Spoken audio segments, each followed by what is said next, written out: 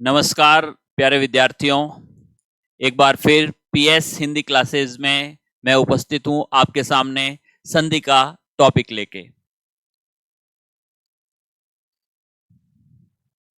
एक बार अभी तक जो हमने संधि के अंतर्गत पढ़ा है, अभी तक हमने स्वर संधि को पढ़ लिया है।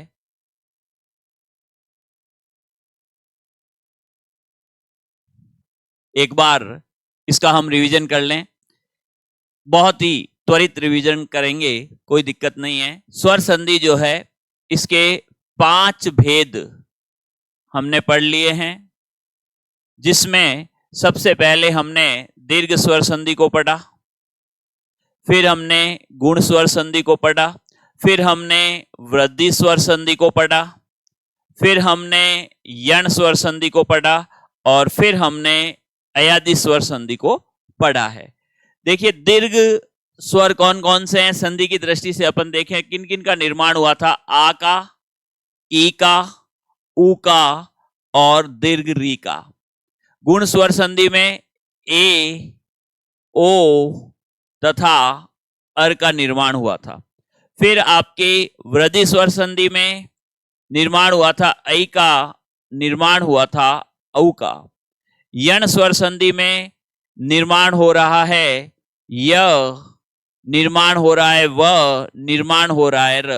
और अयादि स्वर संधि में निर्माण हो रहा है अय का, निर्माण हो रहा है आय का, निर्माण हो रहा है अव का और निर्माण हो रहा है आव का। ठीक है।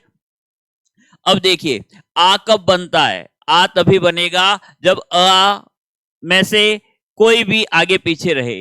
ठीक है। ई समान स्वर आगे पीछे में ई, उ समान स्वर आगे पीछे में उ तथा री समान स्वर रहने पे हमेशा ध्यान रखें री दीर्घ का निर्माण होता है। यानी री के बाद में अगर री आता है तो दीर्घ री का निर्माण होता है। गुण संधि में क्या है? प्लस से पहले अ है, ई आएगा तो ए का निर्माण, उ आएगा तो ओ का निर्माण और री आएगा तो अर का निर्माण। ये र आधा है। ठीक है।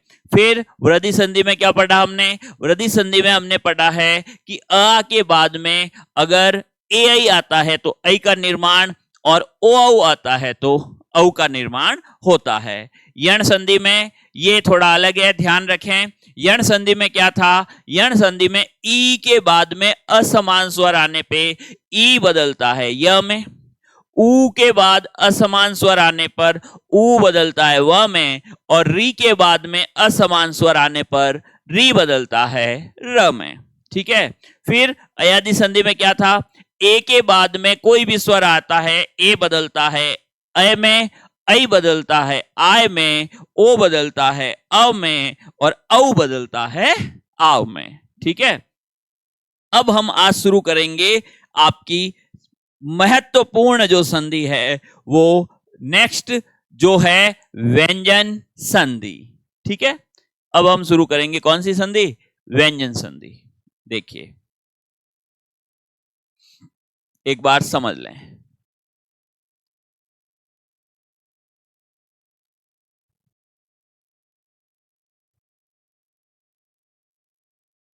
व्यंजन संधि कौन सी संधि हो गई? व्यंजन संधि। देखिए, व्यंजन संधि किस प्रकार से है? पहली चीज आप ध्यान रखें, व्यंजन संधि में स्वर संधि की तरह कोई भेद नहीं है। ठीक है। जैसे स्वर संधि में अपन ने 5 भेद पढ़े थे, व्यंजन संधि में ऐसे कोई भी भेद नहीं है।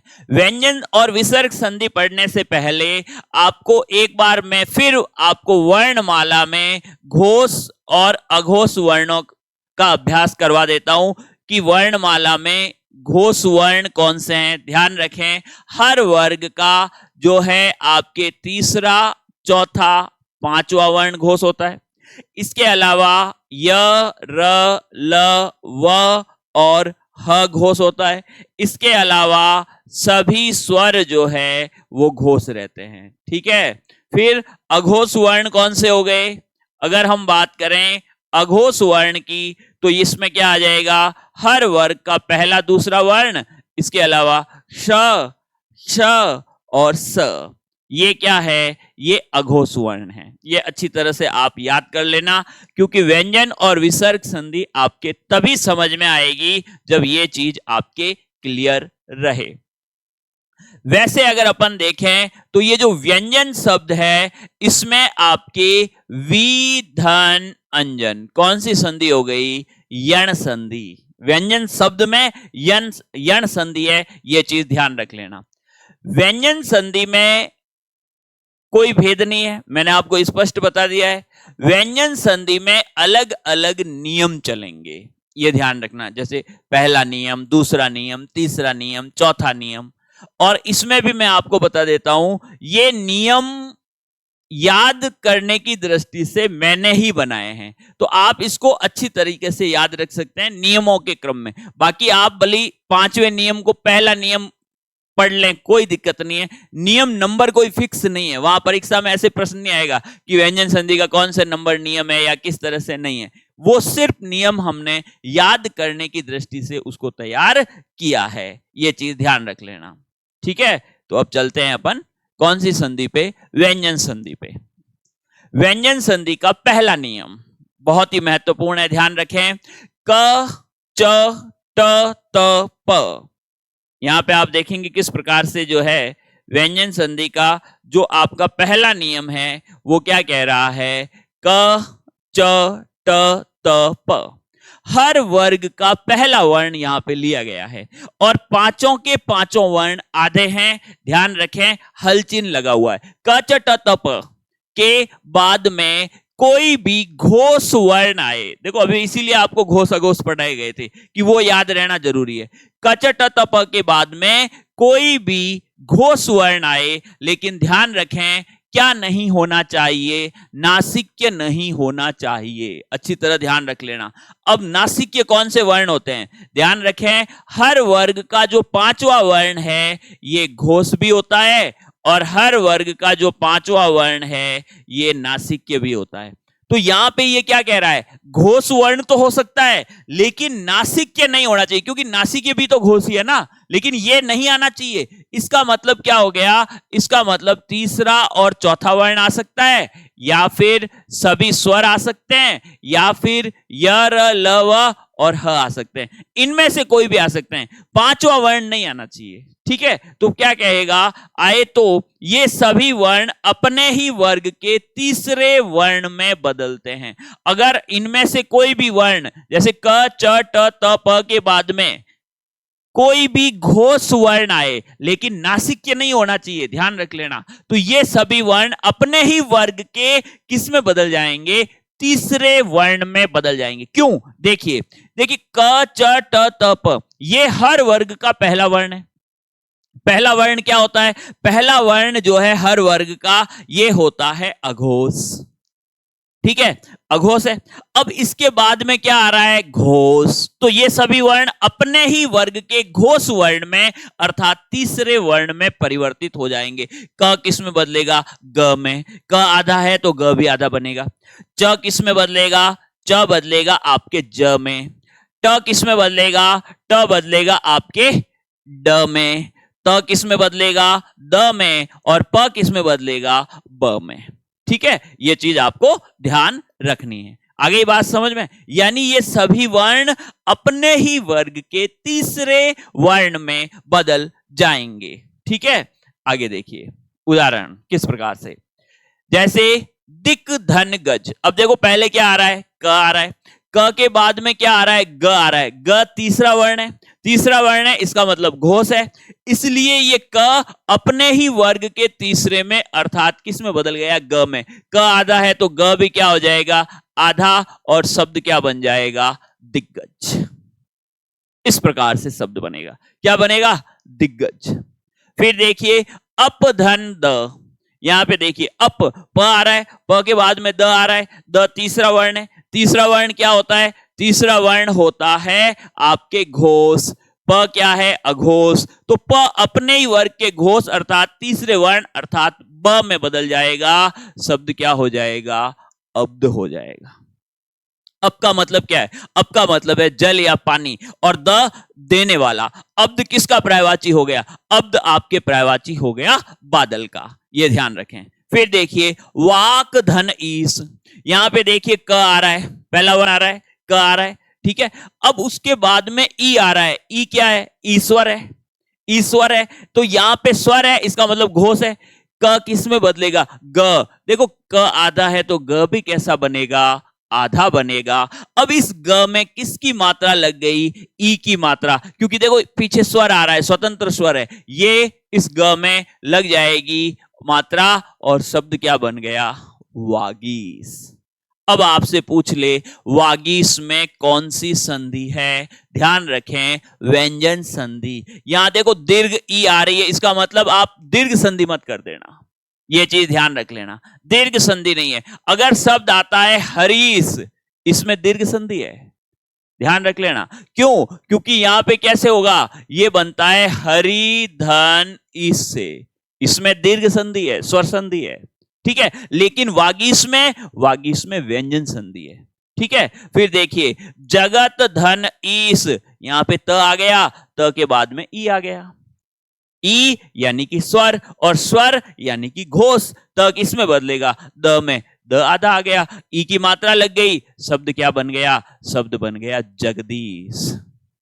जगदीश में कौन सी संधि है, व्यंजन संधि, ठीक है। फिर देखिए दिक धन अंबर, यहां पे क्या है क, यहां पे क्या है अ, क बदलेगा ग में लग जाएगी अ की मात्रा, शब्द क्या बन जाएगा, शब्द बन जाएगा दिगंबर। आ रहा है समझ में, शब्द क्या बनेगा, दिगंबर। फिर देखिए दिक धन दर्शन, यहां पे देखिए क आ रहा है, क के बाद में द आ रहा है, द कैसा वर्ण है, घोष वर्ण है, क को किस में बदलोगे, ग में, शब्द क्या बन जाएगा, दिग्दर्शन। आ गई बात समझ में। फिर देखिए दिक धन विजय, यहां पे क आ रहा है, यहां पे व आ रहा है, क किस में बदलेगा, ग में, शब्द क्या हो जाएगा, दिग्विजय। ये लीजिए कौन सी संधि है, व्यंजन संधि। फिर देखिए सट धन आनंद, ट आ रहा है, ट के बाद में क्या आ रहा है, आ, ट किस में बदलेगा, ड में, ड में किसकी मात्रा लग जाएगी, आ की, शब्द क्या होगा, सडानंद।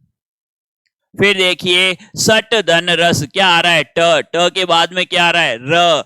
अब यहां पे ध्यान रखें ट किस में बदलेगा, ड में, ड आधा है। अब ये जो र है ना, जब ये मिलता है तो ये र ड के इस तरह लग जाएगा, सड्रस।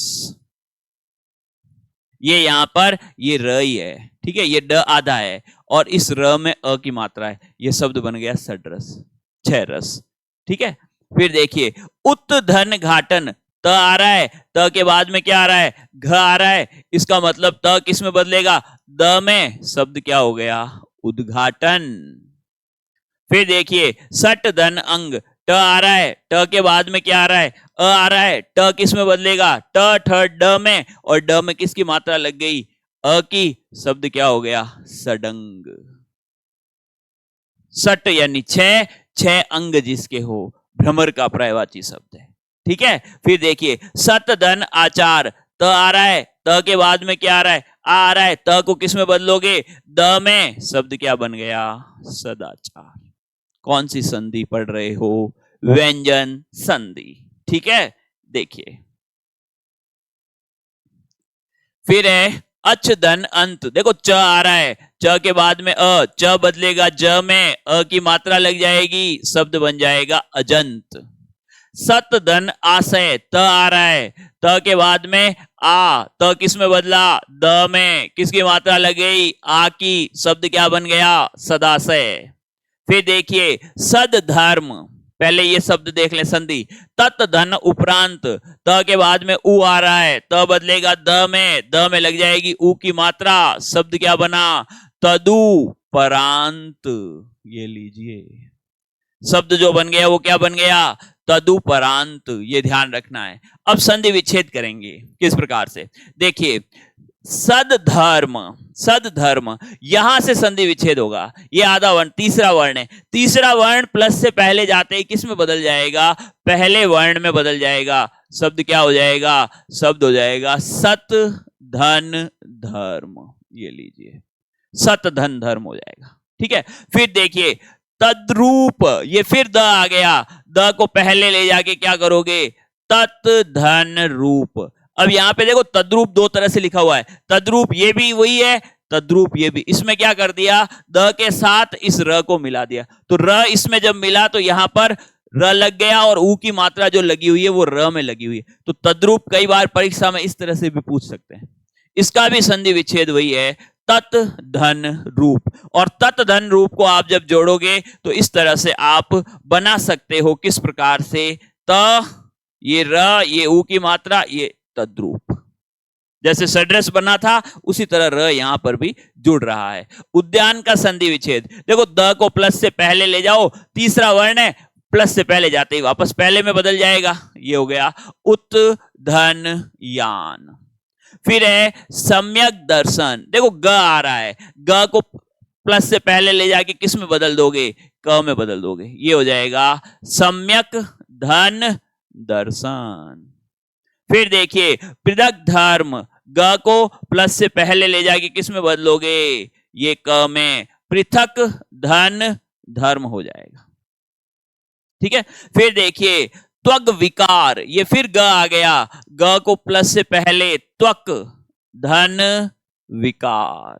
बस बहुत आसान व्यंजन संधि, देख लो कितनी आसान है, कोई दिक्कत नहीं है। फिर देखिए अब्ज, अब्ज में क्या होगा, इस ब को कहां ले जाओगे, प्लस से पहले, किस में बदलोगे, पहले वर्ण में। पहला वर्ण क्या है, प।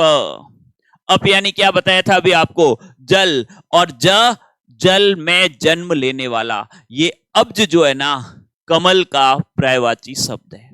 फिर देखिए जगदम्बा का संधि विच्छेद, ये द जो है ना यहां से संधि विच्छेद होगा, द प्लस से पहले जाके किस में मिलेगा, ये किस में बदलेगा, वो बदल जाएगा त में, शब्द बन गया जगत धन, द में कौन सा स्वर है, अ, तो ये बन गया अंबा। इस तरीके से संधि विच्छेद होगा। फिर देखिए वागदान, यहां पर ग आ गया, ग प्लस से पहले जाके किस में बदल जाएगा, क में, ये हो जाएगा वाक दान। दृगंचल, देखो फिर ग आया है, ग प्लस से पहले जाके किस में बदलेगा, क में, दृक धन अंचल, ये लीजिए। फिर है वागर्थ, फिर ये ग आया है, ग प्लस से पहले जाके किस में बदलेगा, क में, वाक धन, ग में कौन सा स्वर है, अ, ये लीजिए वाक धन अर्थ हो जाएगा। फिर वागीश्वरी शब्द देखिए, यहां पर फिर ग आया है, ग को प्लस से पहले ले जाइए, किसमें बदलोगे, क में, वाक धन ईश्वरी, ये लीजिए। आ रहा है समझ में, बिल्कुल आसान है, ठीक है ना। फिर देखिए दिग्ज्ञान, यही ग प्लस से पहले जाके क में बदलेगा, दिक धन ज्ञान। आ गई बात समझ में, ठीक है। तो यहां पे भी ध्यान रखें, यहां पर ये जो ज्ञ शब्द है ये एक संयुक्त व्यंजन है, इसमें ध्यान रखें पहले आता है ज, फिर आता है य, ज। आ गई बात समझ में, चलिए क्लियर है ना, संधि विच्छेद आया समझ में। पहला नियम पढ़ रहे हो अभी आप, ये ध्यान रहे। कुछ शब्द और है संधि विच्छेद के लिए, देखिए निजंत, यहां पे देखिए ये ज है, तीसरा वर्ण है, प्लस से पहले जाएगा, प्लस से पहले जाके ये च में बदल जाएगा, णिच धन अंत। णिच क्या है, ये प्रत्यय है, एक संस्कृत में एक प्रत्यय होता है, तो ऐसे शब्द जिनका अंत णिच प्रत्यय से हो उनको कहा जाता है निजंत, ठीक है। फिर देखिए विराडागार, विराडागार, तो यहां पे क्या हो जाएगा, ड जाएगा प्लस से पहले, वापस पहले वर्ण में, विराट धन आगार हो जाएगा, ये लीजिए। षड्यंत्र, ड प्लस से पहले जाके ट, सट, विराट में ये ट आता रहेगा, सट धन यंत्र हो जाएगा। फिर है वाग वैभव, ग किस में बदला, क में, ये हो जाएगा वाक धन वैभव। आ रहा है या समझ में नहीं आ रहा है, बिल्कुल आसान। फिर देखिए वागजाल, ग को प्लस से पहले ले जाके पहले वर्ण में बदल दो वापस, ये हो जाएगा वाक धन जाल। वाग दंड, फिर वही ग प्लस से पहले जाके किस में बदलेगा, क में, वाक धन दंड। और वाग विलास, फिर वो ग प्लस से पहले जाके किस में बदलेगा, वाक धन विलास, ये लीजिए। कौन सी संधि है? व्यंजन संधि। ये पहला नियम आपका कंप्लीट, बहुत आसान है, ध्यान रख लेना। क च ट त प के बाद में कोई भी घोष वर्ण आए, क्या नहीं होना चाहिए? नासिक्य नहीं होना चाहिए। पहला वर्ण किस में बदलेगा? अपने ही वर्ग के जो है तीसरे वर्ण अर्थात घोष वर्ण में बदल जाएगा। ठीक है, अब देखिए नियम नंबर 2 पढ़े, नियम दूसरा पढ़ लेते हैं। क च ट त प जो पहले नियम में थे वही वापस दूसरे में भी आ रहे हैं। क च ट त प के बाद में कोई भी नासिक्य वर्ण आए तो, पहले में अपन ने क्या पढ़ा था? घोष आए लेकिन क्या नहीं आना चाहिए? नासिक्य नहीं आना चाहिए। दूसरा नियम क्या कह रहा है? कोई भी नासिक्य वर्ण अगर आ रहा है तो ये वर्ण अपने ही वर्ग के नासिक्य में बदल जाते हैं। नासिक्य का मतलब होता है पंचम वर्ण। पंचम वर्ण ध्यान रखें, नासिक्य भी है और ये घोष भी है। तो नियम क्या कह रहा है? क च ट त प के बाद में कोई भी नासिक्य वर्ण आता है तो ये वर्ण अपने ही वर्ग के नासिक्य में बदल जाते हैं। किस प्रकार से है देखिए, जैसे क है, क के बाद कोई नासिक्य आ गया तो क बदल जाएगा अंग में। क किस में बदल गया? अंग में। च के बाद में कोई नासिक्य आ गया, च अपने ही वर्ग के य में। ट के बाद नासिक्य आ गया ट ण में। त के बाद नासिक्य आ गया त न में। और प के बाद नासिक्य आ गया, प बदल जाएगा किस में? म में। ठीक है, देखिए सट धन मूर्ति, देखो यहां पर क्या आ रहा है? ट आ रहा है। ट के बाद में क्या है? म आ रहा है, नासिक्य है तो यहां पे ट को किस में बदलोगे? ण में। और शब्द क्या बन जाएगा? शब्द बन जाएगा क्षण मूर्ति। ये लीजिए, सिंपल। भाई ट को किस में बदलो? अण में। ट आधा है तो अण कैसा बनेगा? आधा। और शब्द क्या बन गया? क्षण मूर्ति। फिर देखिए मृत धन मय, ये थोड़ा सा अलग है, ध्यान रखें। यहां पर दो परिवर्तन होंगे। पहला परिवर्तन नासिक्य आ रहा है, त बदलेगा न में और फिर न फिर वापस बदलेगा अण में। ये शब्द बनता है मृणमय। और ध्यान रखें यहां त हलंत है। ठीक है, त तो आधा है, ये तो पहले ही अपन ने पढ़ लिया है। तो ये शब्द क्या हो गया? मृणमय। यहां पे ध्यान रखें त तो बदला है न में। फिर एक आगे व्यंजन संधि का एक और नियम है, ये री आ रहा है ना, इसलिए ये न वापस किस में बदल गया? अण में। शब्द क्या हो गया? मृणमय। ठीक है, फिर देखिए वाक धनमय, देखो क आ गया और बाद में म नासिक्य, क अपने ही वर्ग के नासिक्य में अंग में बदल जाएगा। शब्द क्या हो जाएगा? शब्द हो जाएगा वांगमय। ये लीजिए वांगमय। फिर देखिए दिक धन नाग, क आ रहा है, क के बाद में क्या आ रहा है? न आ रहा है, नासिक्य है। क अपने ही वर्ग के नासिक्य में शब्द क्या हो गया? दिंग नाग। दिक यानी दिशाएं, नाग यानी पहाड़, दिशाओं के पहाड़। एक शब्द होता है दीर्घ संधि में दिनांक, ये अलग है। ये कैसे बनेगा? ये बनेगा दिन धन अंक से, ये दीर्घ संधि है। ये है दिंगनाग, ये है दिनांक। ठीक है, फिर देखिए जगत धन नाथ, त आ रहा है, त के बाद में क्या आ रहा है? न आ रहा है। त किस में बदलेगा? त बदलेगा त थ द ध न। त का नासिक्य क्या है? न। शब्द क्या बन गया? शब्द बन गया जगन्नाथ। ये लीजिए। फिर देखिए उत धन मूलन, त आ रहा है, त के बाद में क्या आ रहा है? म आ रहा है। त किस में बदलेगा? न में। शब्द क्या है? उन्मूलन। फिर देखिए अपधनमय, प आ रहा है, प के बाद में क्या आ रहा है? म आ रहा है। तो प किस में बदलेगा? म में, क्योंकि प का नासिक्य क्या है? म। अमय यानी अप यानी जल, मय यानी पूर्ण, अमय यानी जल से परिपूर्ण। फिर देखिए उत धन मुख, त आ रहा है, त के बाद में क्या आ रहा है? म आ रहा है। त अपने ही नासिक्य अर्थात किस में बदलेगा? न में। शब्द क्या हो गया? उन्मुख। आ रहा है समझ में? देखो कितना आसान है, बहुत आसानी से जो है आप इसको समझ सकते हो, ये चीज ध्यान रखें।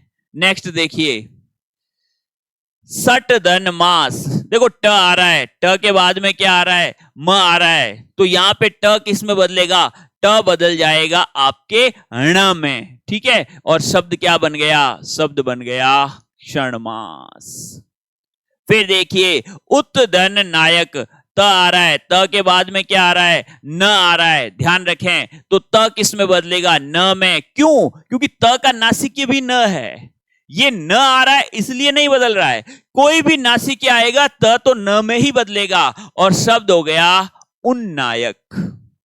ये लीजिए सत धन नारी, देखो त आ रहा है, त के बाद में न यानी नासिक्य, त किसमें, न में, शब्द क्या हो गया, सन्नारी।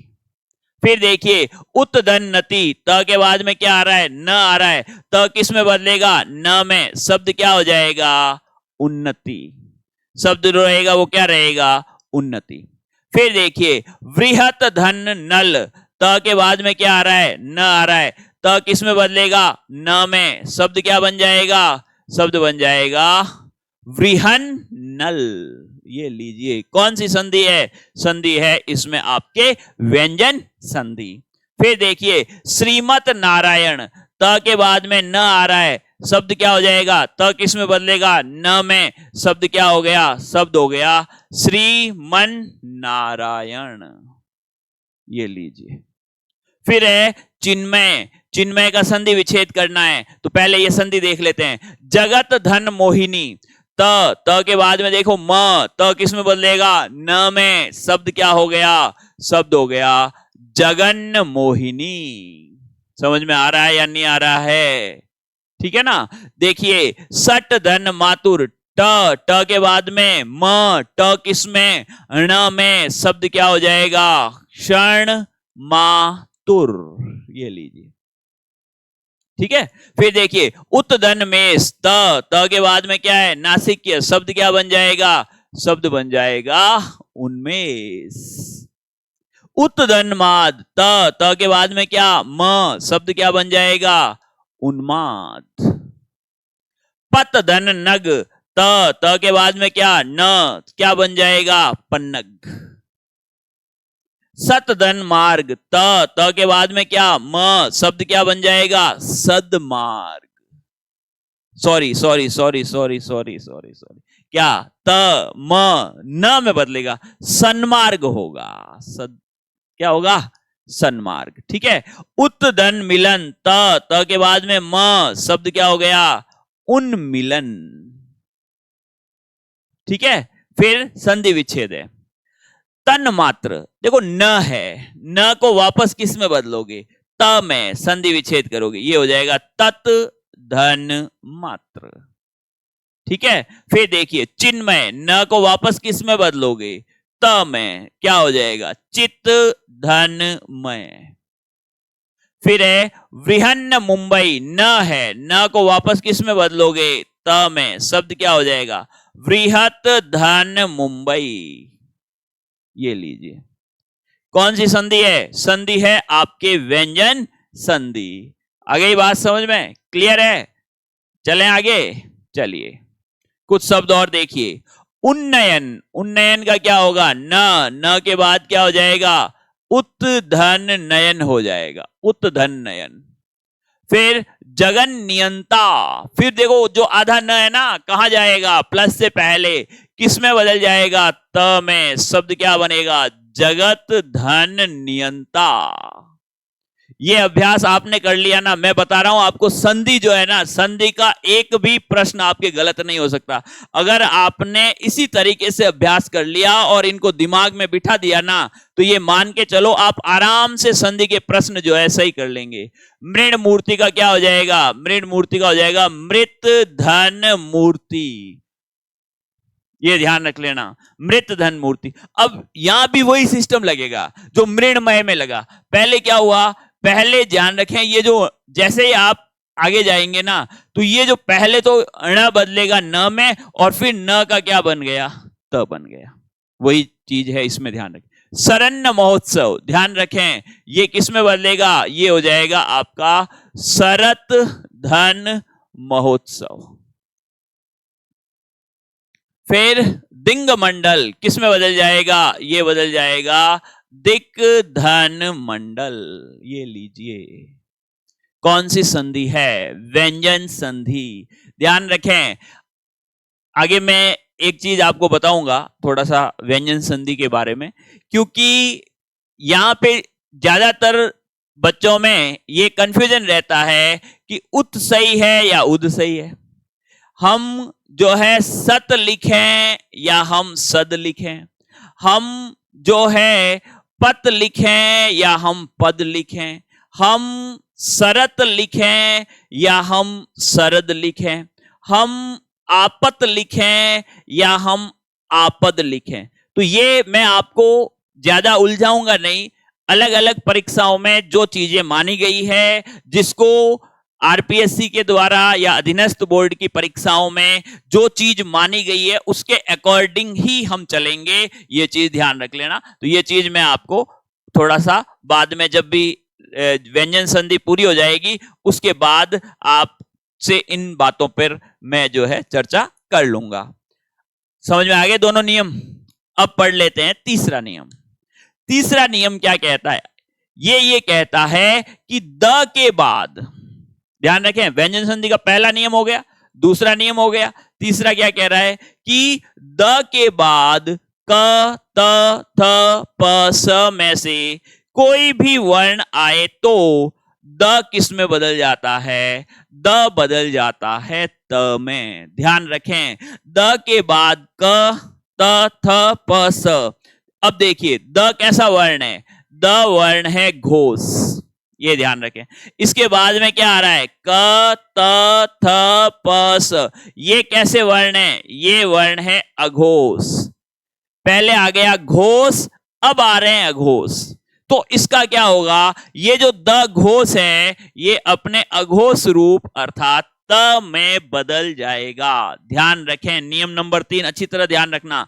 द के बाद में क पहला वर्ण है, त पहला वर्ण है, थ दूसरा वर्ण है, प पहला वर्ण है और स, ये पांचों के पांचों कैसे वर्ण है? ये पांचों के पांचों अघोष वर्ण है। द कैसा वर्ण है? घोष वर्ण है। इसके बाद में इन पांचों में से कोई वर्ण आता है तो द अपने घोष रूप अर्थात पहले अपने अघोष रूप अर्थात त में बदल जाता है। द का त में परिवर्तन। ठीक है, किस प्रकार से देख सकते हो? त जो है यहां पर द रहेगा, द के बाद में क त थ प स आएंगे तो ये द किस में बदल जाएगा? द बदल जाएगा त में। आ गई बात समझ में? देखिए उदाहरण देखिए। अब यहां पे ये सरद है। देखो पहले अपन ने कहा था सरत, अभी आ रहा है सरद। नियम नंबर 3 एक चीज हमेशा ध्यान रखना, जहां भी नियम नंबर 3 लगता है वहां आप सब में द मानोगे। ध्यान रख लेना, अगर उद है या सद है या सरद है या पद है, जहां भी नियम नंबर 3 का प्रश्न आता है उसमें संधि विच्छेद में द को प्राथमिकता देनी है। अगर द विकल्प में नहीं है तो त को प्राथमिकता देनी है। किस प्रकार से? देखिए, अब देखिए सरद धन काल है, द आ गया, द के बाद में क आ गया। क कैसा वर्ण है? क अघोष वर्ण है। द किस में बदलेगा? अपने अघोष रूप अर्थात त में बदल जाएगा। शब्द क्या हो जाएगा? शरत काल। ये लीजिए, शब्द क्या हो जाएगा? शरत काल। फिर देखिए उद धन कोच, ये क्या आ रहा है? द के बाद में क्या आ रहा है? क। द किस में बदलेगा? द बदलेगा त में। शब्द क्या हो जाएगा? उत्कोच। ठीक है, फिर देखिए शरद धन महोत्सव, यहां पर वो अपन ने पहले पढ़ लिया, ये इस नियम में नहीं है, ये इस नियम में नहीं है, क्योंकि पहले अपन ने क्या पढ़ लिया? शरद धन महोत्सव। ये नियम नंबर 2 में जाएगा, इसको हटा देना क्योंकि नासिक के वर्ण आ रहा है। फिर देखिए उद्धन तीर्ण, यहां पे देख सकते हो द के बाद त, शब्द क्या हो जाएगा? उत्तीर्ण।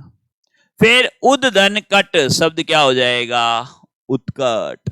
फिर संपद्धन्ति, द के बाद में त। यहां पे ध्यान रखें, जब भी संपत्ति लिखा जाता है डबल त आता है, तो ये जो त है ना, जैसे ही इसका संधि विच्छेद करोगे ये हो जाएगा संपद्धन्ति हो जाएगा। ठीक है, फिर है मृद। देखो पहले अपन ने पढ़ा था मृत, पहले और दूसरे नियम में क्या आ रहा है, त, यहां द, मृद धन प्रतिमा, शब्द क्या हो गया, शब्द हो जाएगा मृत प्रतिमा। ये लीजिए, आई बात समझ में। फिर देखिए आपद धनती, शब्द क्या बन रहा है, आपद धनती। द आ गया ना, द के बाद में क्या आ रहा है, त, शब्द क्या बन गया, शब्द बन गया आपत्ति। उद्धरण कीर्ण, देखो द क, शब्द क्या बन जाएगा, उत्कीर्ण। सिंपल, बहुत आसान। द को किस में बदलना है, अपने पहले वर्ण में, त में। ठीक है, तद धन सम, शब्द बन गया तत्सम। आपद धन काल, देखो द आ गया, द को किस में बदलोगे, त में, आपत्काल। हृदय धन कंपन, देखो ये री है, हृदय हृदय से संबंधित है, यहां द आ गया और जैसे ये बनेगा हृत कंपन। फिर देखिए तद धन क्षण, द आ गया, क्ष आ गया, शब्द क्या बन जाएगा, तत्क्षण। ठीक है, उद्धन कृष्ट, शब्द क्या बन जाएगा, उत्कृष्ट। आपको भी क्या बनना है, उत्कृष्ट बनना है। अभ्यास करोगे, प्रयास करोगे तो आप भी क्या बन जाओगे, उत्कृष्ट बन जाओगे। ये चीज ध्यान रख लेना। ठीक है, नेक्स्ट देखिए उत्संग। उत्संग का संधि विच्छेद, अब हमें संधि विच्छेद करना है, सिंपल है। जहां भी त है उसको प्लस से पहले ले जाओ और किस में बदल दो, द में बदल दो, ये हो जाएगा उद्धन संग। ठीक है, फिर शरत सुषमा, ये फिर यहां पे देखो त आ गया, त को किस में बदलोगे, द में, शरद धन सुषमा हो जाएगा। फिर देखिए उत्तम। उत्तम, यहां पे ध्यान रखें, ये जो त आ रहा है डबल त है, वो जाएगा द में, उद धन तम हो जाएगा। तत्पुरुष, फिर वही तद धन पुरुष हो जाएगा, बहुत आसान। उत्सव, फिर वही उद धन सव हो जाएगा। ध्यान रखें, संसद सदस्य, त जाएगा प्लस से पहले और ये बनेगा संसद धन सदस्य।